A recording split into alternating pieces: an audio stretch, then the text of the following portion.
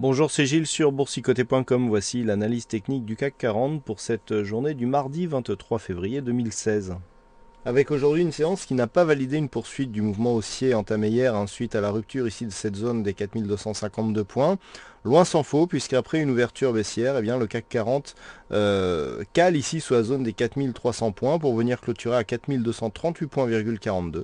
On perd 1,40% sur cette séance avec un peu plus de 60 points perdus par rapport au cours de clôture de la veille. Au-delà de la baisse du jour, ce qui attire l'attention surtout, c'est le comblement ici de ce petit gap haussier qui persistait hier, avec donc invalidation de celui-ci puisque le CAC 40 clôture sous la zone de gap dans une bougie bien rouge. Qui plus est, nous validons ici une rupture de la zone de 4252, zone dont je vous indiquais hier qu'il faudrait surveiller le fait qu'elle puisse devenir support. Donc ce n'est pas le cas aujourd'hui. On a bien résisté dans un premier temps sur cette zone, mais finalement en deuxième partie de séance, eh bien, les cours sont venus rechercher celle-ci. Donc pour l'instant, nous sommes dans une phase où les cours cassent ici à la hausse, la zone des 4252, cassent ici à la hausse la résistance oblique baissière, donc qui délimitait le trend baissier court terme, mais sans pour autant valider. Alors pour l'instant, la zone ici rouge, la zone de résistance oblique baissière, n'a pas été réintégrée, mais nous allons voir qu'en fonction de la poursuite d'évolution du CAC, eh bien, nous allons pouvoir en déduire certaines choses concernant la tendance court terme. Du point de vue du RSI, ça se neutralise. On avait un tout petit point haut ici supérieur au précédent, mais on voit ici qu'on repart déjà à la baisse. Le stochastique sur cette phase de retournement arrive dans sa zone de surachat, ce qui n'est pas très bon signe, dans un contexte où le MACD, lui, se stabilise, voire se retourne. Par contre, du point de vue des volumes, et là c'est une indication intéressante, on est toujours dans une phase de baisse des volumes, avec des volumes inférieurs à la moyenne, et dans un contexte de volatilité assez faible.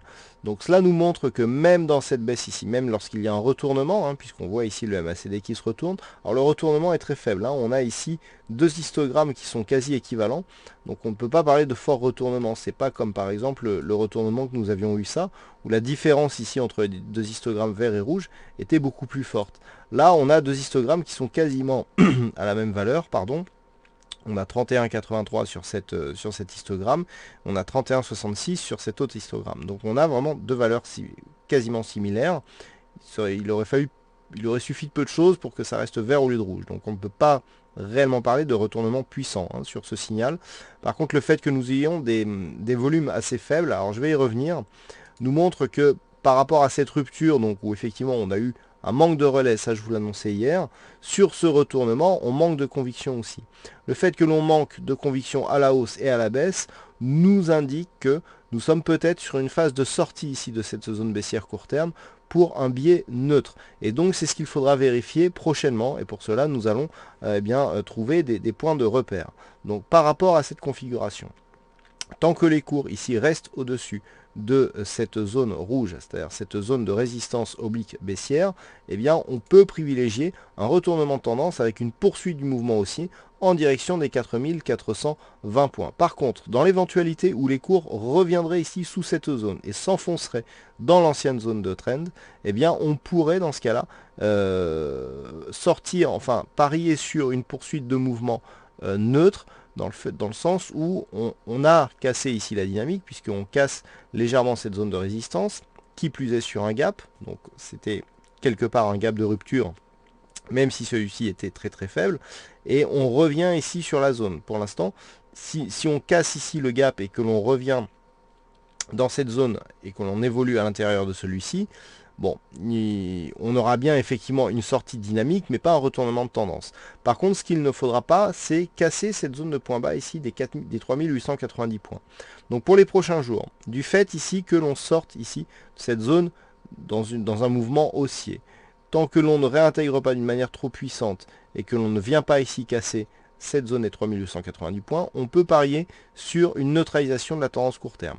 Tant que les cours restent ici au-dessus de cette zone oblique rouge, on peut parier sur une réorientation haussière de la tendance court terme, mais pour cela, il faudrait aller dépasser cette zone de point haut qui se situe à 4422 points. C'est le point haut significatif que nous avions eu ici sur cette bougie. Donc entre cette zone ici des 4220, on va dire entre 4200 et 4220 pour une réintégration, et cette zone des 4420, on peut rester ici sur une phase de tendance haussière. Par contre, Chose dont je ne vous ai pas parlé hier parce que je vous disais qu'en fait cette zone de support, il faudrait peut-être la repositionner en fonction de l'évolution future du CAC 40. Regardez ce que nous avons. Nous avons ici cette zone de support qui définit dans un premier temps plutôt pas mal la tendance. Évolution ici en biseau, dont je vous ai dit hier qu'elle était invalidée du fait que l'on ait cassé le point haut significatif ici à l'intérieur de ce biseau une fois sorti, pourtant sortie baissière, ce qui validait un biseau haussier. Ce que l'on a par contre ici, c'est une sortie avec l'ancienne zone de support ici, qui agit désormais comme zone de résistance. Suite à cela, on s'écarte et on baisse. Donc là, effectivement, il peut y avoir une sortie qui donne lieu à un début de signal baissier. Dans ce cas-là, on prend l'intégralité de la dynamique et on vient tracer des nouveaux Fibos sur cette intégralité. Et là, on retrouve des Fibos, en tout cas pour les deux premières zones, qui collent relativement bien à des niveaux horizontaux qui étaient déjà significatifs. Donc tant que nous sommes ici, regardez, tant que nous sommes ici entre la zone 4304 et 4207, on est sur une zone de neutralisation du point de vue des Fibos. Puisque je rappelle que tant qu'on ne casse pas ici le 23,6, eh bien il n'y a pas de signal de consolidation. Demain, ici, la zone de résistance oblique rouge se situe quasiment ici sur la zone des 23,6. Donc nous pouvons dire que tant que les cours évoluent ici entre 4200 et 4300, allez, 5 points, on a une petite phase de neutralisation très court terme. Une rupture haussière validerait la poursuite du mouvement à la hausse et un éventuel retournement ici de la tendance haussière. Par contre, sous cette zone, on a deux signaux qui se confirment, à savoir signal du 23,6 ici, cassé à la baisse et réintégration à l'intérieur du trend.